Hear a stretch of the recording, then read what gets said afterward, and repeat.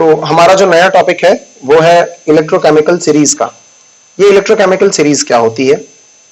Electrochemical series की बात करें तो देखने को मिलता है कि इलेक्ट्रोकेमिकल सीरीज में जब हम इलेक्ट्रोड पोटेंशियल को इंक्रीजिंग ऑर्डर में लिखें, कौन से इलेक्ट्रोड पोटेंशियल को? Standard reduction electrode potential. इतना लंबा बोलने की जरूरत ही नहीं है। अगर हम स्टैंडर्ड इलेक्ट्रोड पोटेंशियल को इंक्रीजिंग ऑर्डर में लिखें तो एक सीरीज मिलेगी मेटल्स की, वो होगी उसकी इलेक्ट्रोकेमिकल सीरीज। तो ये आपकी इलेक्ट्रोकेमिकल सीरीज है। इसमें आप देख रहे हो बीच में ग्रीन सा लिखा हुआ है, तो ये हाइड्रोजन है। हाइड्रोजन की जो हम स्टैंडर्ड इलेक्ट्रोड पोटेंशियल लेते हैं वो 0 लेते हैं। इसके ऊपर सारे नेगेटिव वाले, इसके नीचे सारे पॉजिटिव वाले। तो ये इलेक्ट्रोड पोटेंशियल की ये बीच की एक लाइन हो गई हाइड्रोजन वाली, जो रेफरेंस इलेक्ट्रोड हम कहते थे। इसका स्टैंडर्ड इलेक्ट्रोड पोटेंशियल हाइड्रोजन का 0 होता है। इसके ऊपर सारे के सारे नेगेटिव वाले, इधर सारे के सारे पॉजिटिव वाले। जैसे जैसे हम ऊपर से नीचे बढ़ते हैं, स्टैंडर्ड इलेक्ट्रोड पोटेंशियल की वैल्यू बढ़ती है। So electrochemical series is nothing but when standard electrode potential is written in increasing order of their values, and then that the series so obtained is called electrochemical series. electrochemical series की थोड़ा जल्दी जल्दी 2 minute में हम बात कर लें अगर कि इसके एप्लीकेशन क्या है, यानी कि application of what? Application of किसकी? Electrochemical series. इलेक्ट्रोकेमिकल सीरीज का कोई एप्लीकेशन है? याद आया आपको? याद आना चाहिए। क्या होता है इलेक्ट्रोकेमिकल सीरीज का एप्लीकेशन? अगर मैं आपको याद दिलाऊं तो सबसे पहली बात याद दिलाऊं, जो इस सीरीज में सबसे ऊपर होगा, आपको वैल्यूज भी दिख रही है इस वीडियो में, जो सबसे ऊपर होगा वो बेटर ऑक्सीडाइजिंग एजेंट होगा, वो बेटर रिड्यूसिंग एजेंट होगा। जो सबसे ज्यादा, वो आराम से ऑक्सीडाइज हो जाएगा। जैसे अगर जिंक और कॉपर की बात करें तो देखिए यहां पर कहीं पे आ रहा होगा आपका जिंक, ये जिंक आ रहा है, यहां पे जिंक आ रहा है, इस जगह पे जिंक आ रहा है, इसको पकड़े जाइए, देखिए जिंक आ रहा है। और यहां पे आ रहा है कॉपर, यहां पे आ रहा है कॉपर। तो जो ऊपर हो रहा है वो आराम से ऑक्सीडाइज हो जा रहा है। अगर वो आराम से ऑक्सीडाइज हो जा रहा है यानी बेटर रिड्यूसिंग एजेंट है। तो जो पहला इसका जो अगर आप कहते हो कि एक सर इसका एक एप्लीकेशन बताइए, तो आप एक एप्लीकेशन लिखोगे to choose what? To choose better what? Better क्या? Oxidizing agent and reducing agent. आप बेटर ऑक्सीडाइजिंग एजेंट और रिड्यूसिंग एजेंट का चुनाव इसमें कर सकते हो। जो जितना ऊपर रहेगा वो बेटर रिड्यूसिंग एजेंट है, जो जितना नीचे रहेगा वो बेटर ऑक्सीडाइजिंग एजेंट है। यहां से अगर आपसे कहा जाए कि कॉपर और यहां पे मरकरी है, कॉपर और मरकरी में कौन बेटर रिड्यूसिंग एजेंट है, तो आप कहोगे कॉपर ज्यादा बेटर रिड्यूसिंग एजेंट है क्योंकि वो इससे ऊपर है इलेक्ट्रोकेमिकल सीरीज में। तो एक तो आप इलेक्ट्रोकेमिकल सीरीज का फायदा ये। दूसरा, to predict feasibility of the reaction. To predict feasibility of the reaction. To predict feasibility मतलब वो रिएक्शन होगा भी कि नहीं होगा, इस बात की जानकारी कैसे मिलेगी? Feasibility of the reaction. अगर हम उस रिएक्शन की फिजिबिलिटी की बात करें तो कैसे पता चलेगा? To predict feasibility of the reaction. To predict feasibility of the reaction, आपको पता है कि अभी भी आपने देखा, फॉर एग्जांपल अभी आपने देखा जो जिंक कॉपर वाला, अपने जिंक कॉपर वाला आपने एक एग्जांपल देखा, इसके नीचे कुछ रख देते हैं तो आसान हो जाएगा। आपने अभी भी देखा कि जिंक कॉपर वाला आपने एक एग्जांपल देखा कि जिंक कॉपर का जो रिएक्शन हो रहा था उसमें आप क्लास 8 से पढ़ते आए हो कि जब कभी भी जिंक सॉलिड कॉपर सल्फेट से रिएक्ट करता है, कॉपर सल्फेट से रिएक्ट करता है, तो आपने पढ़ा हुआ है कि ये ज्यादा रिएक्टिव होने की वजह से ये इसको डिस्प्लेस कर देता है, जिसको डिस्प्लेसमेंट रिएक्शन भी कहते हैं। और हम कहते हैं कि ये रिएक्शन होता है जिंक सल्फेट और साथ में बन जाता है क्या आपका? साथ में बन जाता है आपका बन जाता है कॉपर। और आप कहते हो हाँ सर ये रिएक्शन होता है, this occurs in the same way as we are discussing. तो अगर ये रिएक्शन होता है साहब, तो आप ये देखिए कि आप इसकी फिजिबिलिटी अगर निकालना चाहो कि होता है कि नहीं होता है, जरा आप थ्योरेटिकल वैल्यू से सोचो, तो आप इसका E0 निकाल लो। इसका इस जो भी रिएक्शन है, भले ये सेल नहीं है लेकिन इसका E0 निकाल लो। आप कहोगे E0 is equal to E0 of right वाला माइनस E0 ऑफ लेफ्ट वाला। राइट में कौन होता है? रिडक्शन हाफ सेल, जो रिड्यूस हो रहा हुआ है यानी कि कॉपर, और लेफ्ट में कौन होता है, ऑक्सीडेशन हाफ सेल। देखिए ये जिंक क्या हो रहा है, ऑक्सीडाइज हो रहा है, क्योंकि यहाँ पे इसका ऑक्सीडेशन नंबर 0 और यहाँ पे इसका ऑक्सीडेशन नंबर +2। तो जब ऑक्सीडेशन नंबर बढ़ता है तो ऑक्सीडाइज हो रहा होता है, और जब ऑक्सीडेशन नंबर डिक्रीज होता है तो वो रिड्यूस हो रहा होता है, यहाँ पे 0 और यहाँ पे +2। तो यहाँ पे ऑक्सीडेशन नंबर डिक्रीज हो रहा है तो ये रिडक्शन हो रहा होता है, क्लास 11th में आपने पढ़ा था, और ये आपका ऑक्सीडेशन हो रहा है। तो खैर आपने कहा तो आपने कहा E0 of zinc minus right वाला E0 ऑफ जिंक नहीं आएगा, E0 ऑफ कॉपर आएगा, E0 of copper minus E0 of zinc. तो आपका E0 of copper minus E0 of zinc आपका आ गया 0.34 माइनस 0.76, इसके आगे माइनस लगेगी, E0 ऑफ जिंक माइनस की वैल्यू होती है, और ये आपका आ गया 1.10 वोल्ट। अगर E0 की वैल्यू पॉजिटिव आती है साहब तो वो फिजिबल है। फिजिबल कब होगा, कब फिजिबल होगा, वो रिएक्शन कब होगा, अगर E0 की वैल्यू पॉजिटिव आती है तो वो रिएक्शन फिजिबल होगा। लेकिन अगर ये रिएक्शन E0 की वैल्यू नेगेटिव आ जाती है तो फिजिबल नहीं होगा। आप कहते हो, आप इसी के साथ कहते हो कि फॉर एग्जांपल अगर आपने कहा कि कॉपर को अगर जिंक सल्फेट के इलेक्ट्रोलाइट में डाल दिया जाए तो आप कहते हो कि कोई रिएक्शन होगा ही नहीं, नो रिएक्शन। ये आज तक हम पढ़ते आए हैं, और इसके पीछे जो दलील देते थे वो दलील ये देते थे कि कॉपर जिंक से कम रिएक्टिव होता है, इस वजह से जिंक को वो डिस्प्लेस नहीं कर पाएगा, और रिएक्टिविटी सीरीज पढ़ते थे, बिल्कुल ठीक है। लेकिन यहां पर हम इसको इस मेथड से, इस इलेक्ट्रोकेमिकल सीरीज से भी समझ सकते हैं। हम यहाँ पे E ऑफ सेल निकाल लेते हैं। अब देखिए कॉपर अगर ये होता, आप थोड़ी देर के लिए मान लीजिए कि ये हो जाता और इसको डिस्प्लेस कर देता तो बनता कॉपर सल्फेट और बनता जिंक, अलग हो जाता। तो आप ये देख रहे हो कॉपर +2, कॉपर बदल रहा है कॉपर +2 में, तो ऑक्सीडाइज हो रहा है, यानी ऑक्सीडाइज जो होता है वो राइट वाले के पास जाएगा। तो आप ही ने कहा कि E of R minus E of L, E0 of cell निकाल लीजिए आप, E0 of cell, E0 of R minus E0 of L। अब की E0 ऑफ R कौन बन गया राइट में, जिंक बन गया, तो E0 of zinc minus E0 of copper. आप इसको E0 of R minus E0 of L को ऐसे भी समझिए, R मतलब कि रिडक्शन वाला और L मतलब ऑक्सीडेशन वाला। R मतलब रिडक्शन वाला मेटल जिसमें रिडक्शन हो रहा है, और L मतलब ऑक्सीडेशन वाला। R मतलब रिडक्शन, L मतलब ऑक्सीडेशन। तो यहाँ पे E0 ऑफ जिंक आ गया -0.76 और E0 ऑफ कॉपर आ गया 0.34। इन दोनों को आप जोड़ो, माइनस माइनस प्लस होता है, साइन माइनस का ही लगेगा, -1.10 वोल्ट, और ये निगेटिव आ गया, इसलिए ये नेगेटिव आ गया। और अगर ये नेगेटिव आ गया तो ये फिजिबल नॉट फिजिबल है, ये रिएक्शन नॉट फिजिबल है।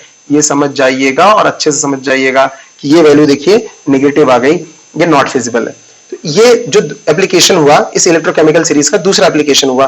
पहला एप्लीकेशन आपने कहा टू चूज बेटर ऑक्सीडाइजिंग और रिड्यूसिंग एजेंट, दूसरा आपने कहा कि to predict feasibility of the reaction. जो अगली इसकी जो इसका अगला एप्लीकेशन है, वो अगला एप्लीकेशन इस इलेक्ट्रोकेमिकल सीरीज का है थर्ड, कि it can be predicted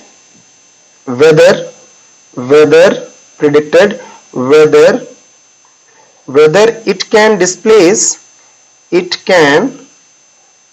displace hydrogen gas from mineral acid or not।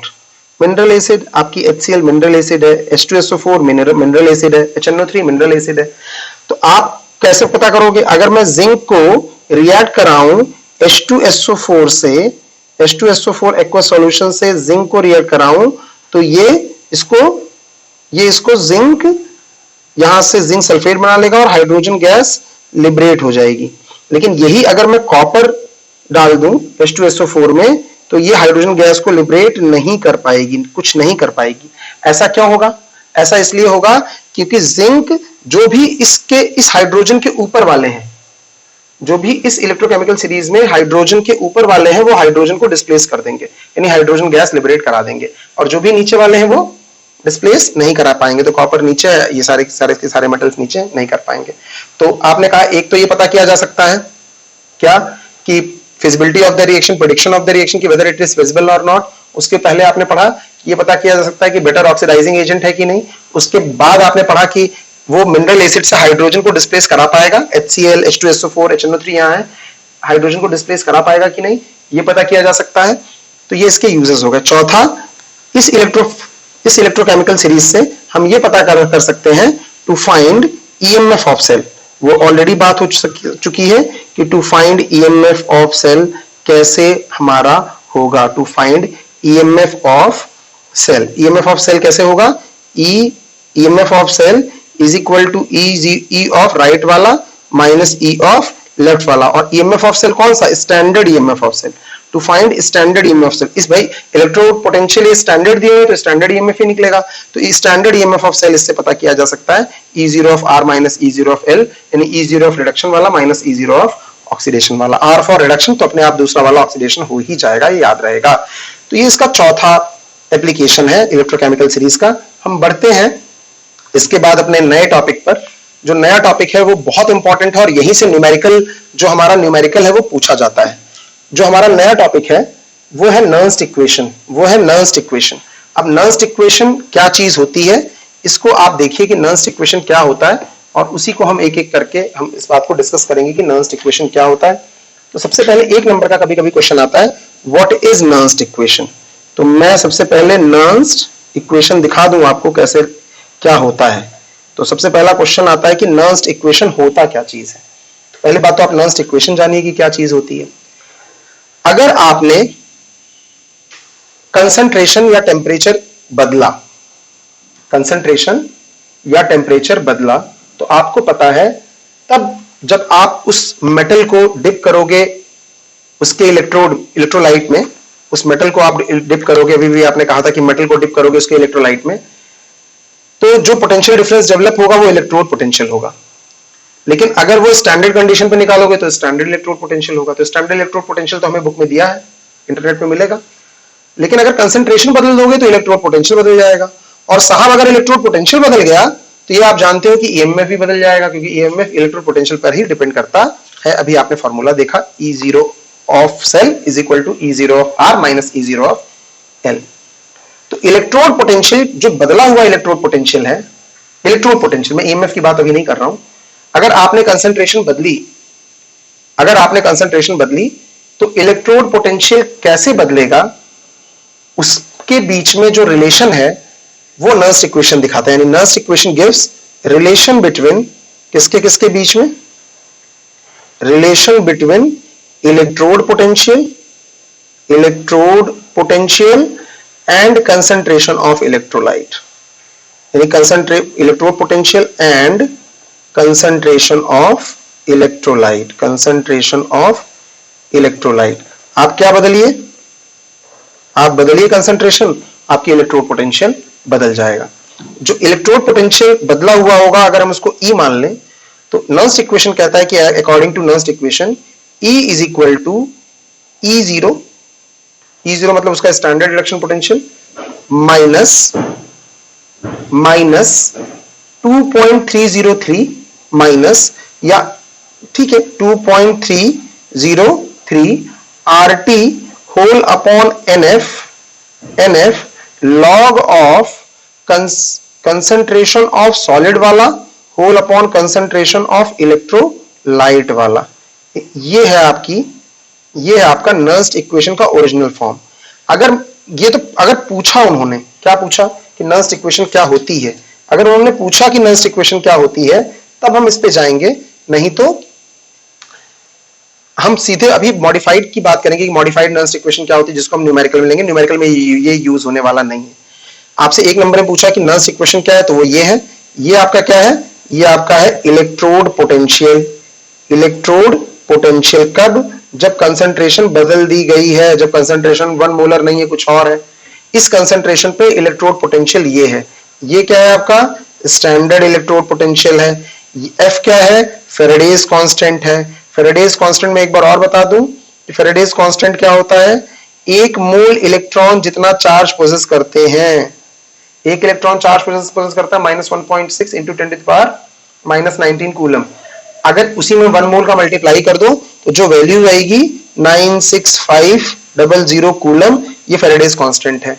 n क्या है, नंबर ऑफ इलेक्ट्रॉन ट्रांसफर्ड। तो ये क्या कैसे समझ में आएगा सर, ट्रांसफर्ड क्या, जैसे आपने अभी कॉपर और जिंक वाला सेल लिया था, उसमें कितने इलेक्ट्रॉन ट्रांसफर हो रहे थे एक बार में, 2, तो n की वैल्यू 2 हो जाएगी। केमिकल रिएक्शन में जितने इलेक्ट्रॉन ट्रांसफर होंगे। R क्या है, वही आपकी real gas constant, real gas constant constant. T क्या है आपका? टेम्परेचर है आपका। टेम्परेचर इस केस में हम केवल और केवल कंसंट्रेशन बदल रहे हैं, टेम्परेचर नहीं बदल रहे हैं, तो टेम्परेचर की वैल्यू रखेंगे अभी। ये कंसंट्रेशन किसका है? इलेक्ट्रोड का। और इलेक्ट्रोड का कंसंट्रेशन जो प्योरेस्ट फॉर्म में रहता है, आपने कहा है कि वो तो 1 हो जाता है, यानी ये 1 हो जाएगा, ये आगे चल के ये तो 1 हो जाएगा। तो ये concentration of electrode, and this is nothing but this is concentration of electrolyte. तो अगर आप इसको और सिंप्लीफाई में जाओगे तो आपकी जो नई वैल्यू आएगी वो आएगी E is equal to E0 माइनस 2.303 RT whole upon NF log of 1 upon M N plus aqueous. ये इसका मॉडिफाइड फॉर्म हो गया। ये भी मॉडिफाइड फॉर्म हो गया, लेकिन अभी न्यूमेरिकल में पर्पस में यूज नहीं होगा। तो आपको पता है कि E बदल गया। क्या बदल गया? E बदल गया। अगर E बदल गया तो E ऑफ सेल भी बदल गया। भैया अगर E बदल गया तो E ऑफ सेल नहीं बदल गया? कैसे बदल गया E ऑफ सेल? अरे अगर E आपका चेंज हो गया है तो E पे ही तो E ऑफ सेल डिपेंड करता है, E of R minus E of L। अगर आपने कॉपर और जिंक के कंसंट्रेशंस बदल दिए हैं तो वो ऐसे निकलेंगे, अलग अलग निकालने की जरूरत नहीं है। अगर आपको ये तो समझ में आ गया आपको कि ये क्या है और ये आपका उस पर्टिकुलर, ये आपका नॉन इक्वेशन हो गया। लेकिन मैं आपको बात करूंगा कि मॉडिफाइड फॉर्म ऑफ, हम बात करेंगे कि मॉडिफाइड फॉर्म ऑफ, ये आपसे नॉन इक्वेशन पूछा जाएगा तो पीछे वाला दिखाएंगे, लेकिन जो न्यूमेरिकल में यूज करेंगे वो ये यूज करेंगे, modified form of nernst equation to be used for numerical, to be used for numerical में आप कौन सा फॉर्मेट यूज करेंगे? न्यूमेरिकल में आपसे इलेक्ट्रोड पोटेंशियल नहीं पूछा जाता है, ये बात बहुत ध्यान से सुनिएगा। न्यूमेरिकल में आपसे हमेशा और हमेशा पूछा जाता है ईएमएफ निकालने के लिए, हमेशा ईएमएफ निकालने के लिए पूछा जाता है।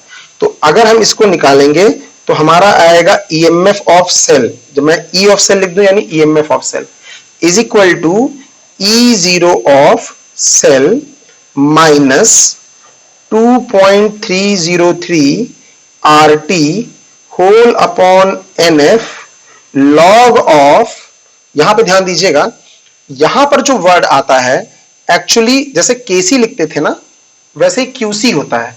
क्यूसी होता है QC.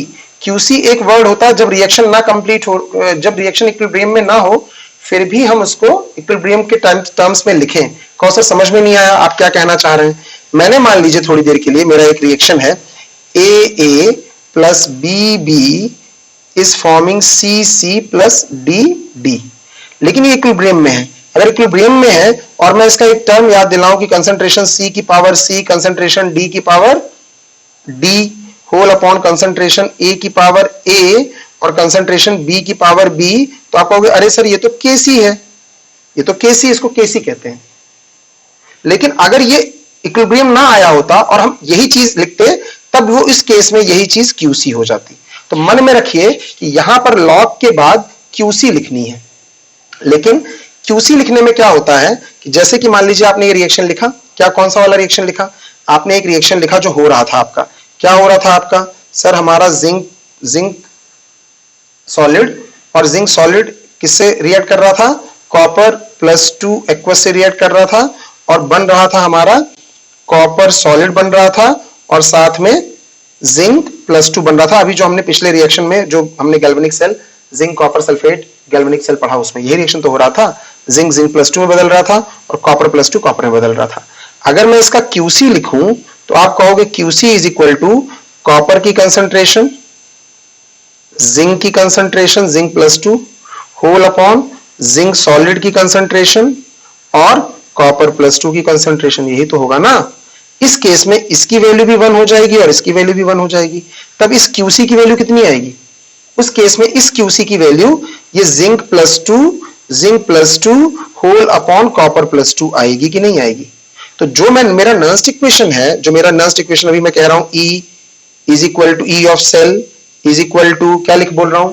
E0 of cell minus 2.303 whole upon 2.303 RT whole upon NF log of QC बोल रहा हूं, तो उसमें QC की जगह ये वाला टर्म आ जाएगा। तो मुझे तो जनरल बताना है ना, केवल हमेशा जिंक और कॉपर लेके नहीं चलना है। तो मैं कह दूं ये वाला यानी कि ऑक्सीडेशन वाले का इलेक्ट्रोलाइट का कंसंट्रेशन, और ये वाला यानी कि रिडक्शन वाले का कंसंट्रेशन। तो ये एग्जाम में नहीं लिखा आता, लेकिन याद कर लेना कि ऑक्सीडेशन वाले का कंसंट्रेशन ऊपर और रिडक्शन वाले का कंसंट्रेशन नीचे रहेगा। यानी कि यहां पर अगर मुझे याद कराना है तो मैं यहां पे याद कर दूं कि यहां पे ये फॉर्मूला याद कराने के लिए केवल बोल रहा हूं कि यहां पे जिंक +2 और यहां पे कॉपर +2, ताकि आपको याद रहे कि यहां पे जो कंसंट्रेशन रहती है वो रहती है कंसंट्रेशन ऑफ किसकी, ऑक्सीडेशन वाले की, ऑक्सीडेशन, और यहां पे जो कंसंट्रेशन रहती है वो कंसंट्रेशन ऑफ रिडक्शन वाली रहती है। याद कर लीजिएगा इस बात को, ये बहुत बहुत बहुत इंपॉर्टेंट है। वैसे फिर भी बोल रहा हूं कि इस लॉग की जगह यहां पे क्या आता है, क्यूसी आता है, इसकी जगह ये यहां पे क्यूसी आता है, और उस क्यूसी को मैं और थोड़ा सा फिनिश टच दे करके और थोड़ा सा सिंप्लीफाई फॉर्मेट कर रहा हूं। आप कहोगे अभी भी सिंप्लीफाई नहीं हुआ सर, इसको और तरीके से सिंप्लीफाई किया जा सकता है। सर एफ की वैल्यू आपको पता है, सर आर की वैल्यू पता है आपको, रियल गैस कांस्टेंट की, टेम्परेचर इन केल्विन 298 पता है, तो आप ऐसा क्यों नहीं कर रहे हैं कि आप इतनी वैल्यू आप पुट करके एक वैल्यू निकाल लो ना सर, हमसे क्यों मल्टीप्लाई डिवाइड कराओगे, आप इसकी वैल्यू निकाल लो। तो हमारा जो असली मॉडिफाइड फॉर्म न्यूमेरिकल में यूज करेंगे वो मैं ये वाला यूज करूंगा। ई ऑफ सेल मतलब क्या हो गया, ई ऑफ सेल मतलब इलेक्ट्रोड पोटेंशियल जब बदल गया तो ई ऑफ सेल भी बदल गया।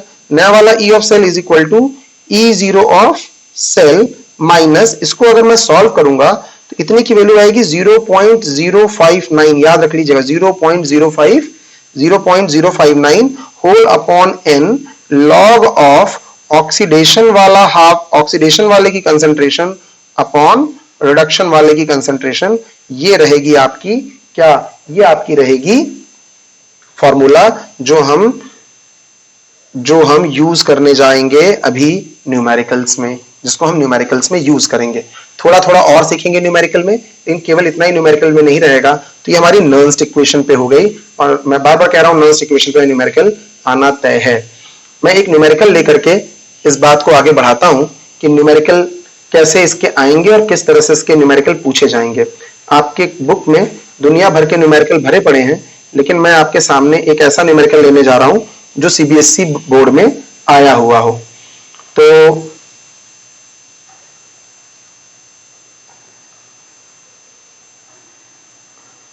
मैं जो न्यूमेरिकल लेने जा रहा हूं वो हम ले लेते हैं इसको एक न्यूमेरिकल जी, मैं इसको लिख करके आपको दिखाता हूं और फिर उसके बाद हम इसको सॉल्व करेंगे। हमारा क्वेश्चन रहेगा, नए पेज से देखते हैं। तो न्यूमेरिकल 1, मैं न्यूमेरिकल की इसके बाद एक सीरीज चला दूंगा, लेकिन न्यूमेरिकल इसको कैसे सॉल्व करेंगे वो देखते हैं। A voltaic cell, a voltaic cell is set up at 25 degree Celsius, अच्छी बात है। with the following half cells, with the following representation आप कह सकते हैं, with the following representation,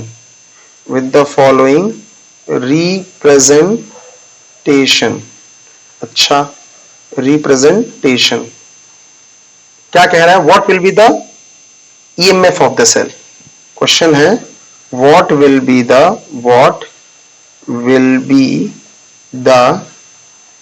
EMF of the cell.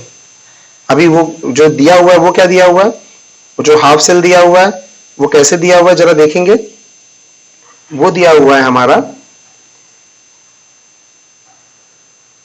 इस तरह से Ag स्लैश Ag प्लस, बहुत ध्यान से देखिएगा, और इसकी कंसंट्रेशन दी है 0.001 मोलर, डबल स्लैश कॉपर +2, इसकी कंसंट्रेशन दी है 0.01 मोलर स्लैश कॉपर। ये हमें रिप्रेजेंटेशन दिया हुआ है सेल का। अब जो समझने वाली बात यह है कि आपको इसके साथ साथ और भी चीजें दी होंगी, आपको एजी की और कॉपर की, आपको एजी और कॉपर का ये भी दिया होगा।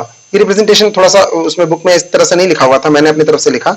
ये चीज इधर होगी, ये वाला ऑक्सीडाइज होगा और ये वाला रिड्यूस होगा, ये वाला ऑक्सीडाइज होगा और ये वाला रिड्यूस होगा। ये ऐसे नहीं दिखा लिखा है, ये लिखा ऐसे है कि कॉपर +2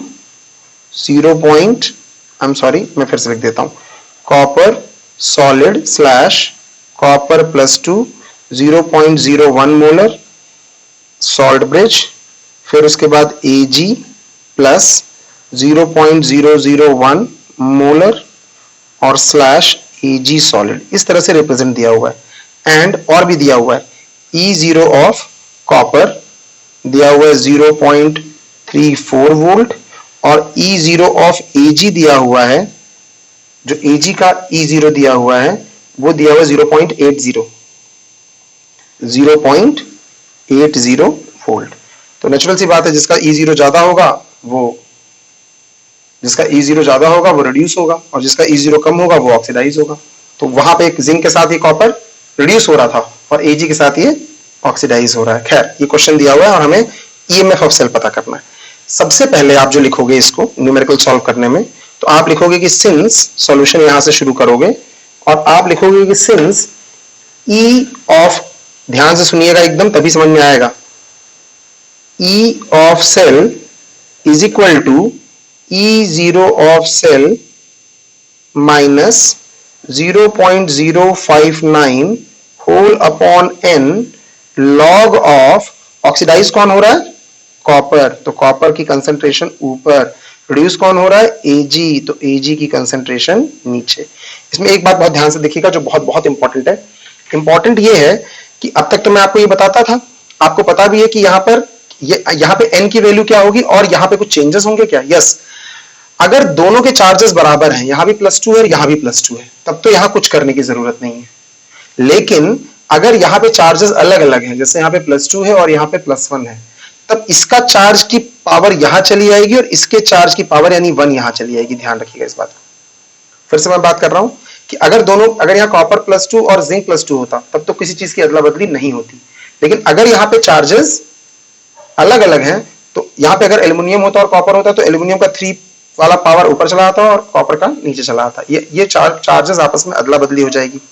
साथ ही दूसरी चीज क्या होगी कि n की वैल्यू क्या लेंगे? सर, n की वैल्यू 2 लेंगे कि यहाँ पे 1 लेंगे? क्या लेंगे?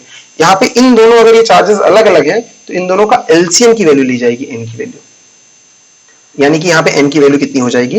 2। तो फिर से ये सबसे पहले आपने ये लिख दिया। मैंने फिर से कहा कि अगर दोनों के चार्जेस सेम है तो n की वैल्यू उतनी रहेगी जितना चार्ज होगा और किसी तरह के चार्ज के पावर में अदला बदली नहीं होगी। लेकिन अगर यहाँ पे चार्ज अलग है और यहाँ पे चार्ज अलग है, दोनों इलेक्ट्रोलाइट्स के चार्ज अलग अलग है, तो जो पावर से होंगी, इसका पावर इसका चार्ज बन जाएगा और इसका पावर इसका चार्ज बन जाएगा। साथ ही n की वैल्यू जो होगी वो दोनों चार्जेस के एलसीएम के बराबर होगी। ये शॉर्टकट है, किसी बुक में नहीं मिलेगा, ये शॉर्टकट में बता रहा हूँ आपको, एक ट्रिक दे रहा हूँ। अब इस सॉल्व करने के जब कभी भी ऐसा क्वेश्चन हो, तो सबसे पहले आप E0 ऑफ सेल निकालिए, ये वाली वैल्यू E0 of cell is equal to E0 of R minus E0 of L। E0 of R आपका राइट में कौन है? Ag, यानी E0 of Ag minus E0 of copper निकालिए। और जब आप ये E0 ऑफ Ag निकालोगे तो E0 ऑफ Ag निकलेगा 0.80 वोल्ट माइनस 0.34 वोल्ट, माइनस करेंगे तो आएगा 0.46 वोल्ट। सबसे पहले किसी क्वेश्चन में निकालना है तो E0 निकालना है उस सेल का। अगर वो दिया हुआ है तो बहुत अच्छी बात है, नहीं तो निकालना है। अब ये साहब E0 आपका निकल गया। अब क्या होगा? आप वैल्यूज पुट करिए। n की वैल्यू यहाँ पे आपने कितनी निकल गई? n की वैल्यू आपकी हो गई 2। अब देयरफॉर इस इक्वेशन को कैसे लिखेंगे? E of cell is equal to E0 of cell आपका अभी भी निकल गया, कितना?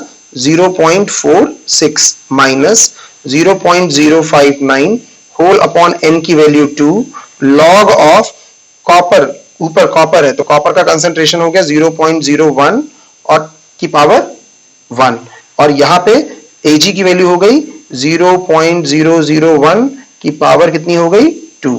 अब इसको हमें सॉल्व करना है, तो ये वैल्यू हो गई 0.46 minus 0.059 whole upon 2 log of, this is 10 to the power -2, and this is 10 to the power -3 और 10 की पावर -3 में 2 मल्टीप्लाई होगा तो 10 की पावर -6 हो जाएगा, ये -6 ऊपर जाएगा तो 10 की पावर +4 हो जाएगा, तो ये वैल्यू हो जाएगी 0.46। सोचिए कितना आसान है, 0.059 whole upon 2 log of 10 to the power 4। अब ये 4 आगे आ जाएगा और बचेगा log 10 और log 10 की वैल्यू होती है 1, तो अगले स्टेप में हो जाएगा 0.46 माइनस 0.059 होल अपॉन 2, ये 4 आगे आ गया, 4 आगे आ गया और हो गया log ऑफ 10, इस log 10 की वैल्यू 1 होती है, ये यहाँ पे हो जाएगा, ये 2 से मल्टीप्लाई होकर 2 हो जाएगा, ये 2 से इससे मल्टीप्लाई करोगे और 0.46 से माइनस कर दोगे, अगर 0.46 से माइनस कर दोगे और इसकी वैल्यू निकालोगे तो इसकी वैल्यू आ जाएगी 0.46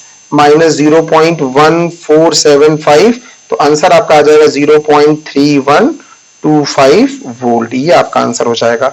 इस तरह से हम इस न्यूमेरिकल को सॉल्व करेंगे और भी न्यूमेरिकल्स होंगे जिसको हम सॉल्व करेंगे, लेकिन नर्स इक्वेशन तक का पार्ट इतना था। तो आज के लिए ये 2 वीडियोस आपको भेज रहा हूं, इससे पहले वाली और आज। मुझे लगता है कि ये आज का सेशन आपके को समझ में आया होगा, अगर नहीं समझ में आया है तो मुझसे आप डिस्कस करेंगे। आपका दिन शुभ हो, धन्यवाद।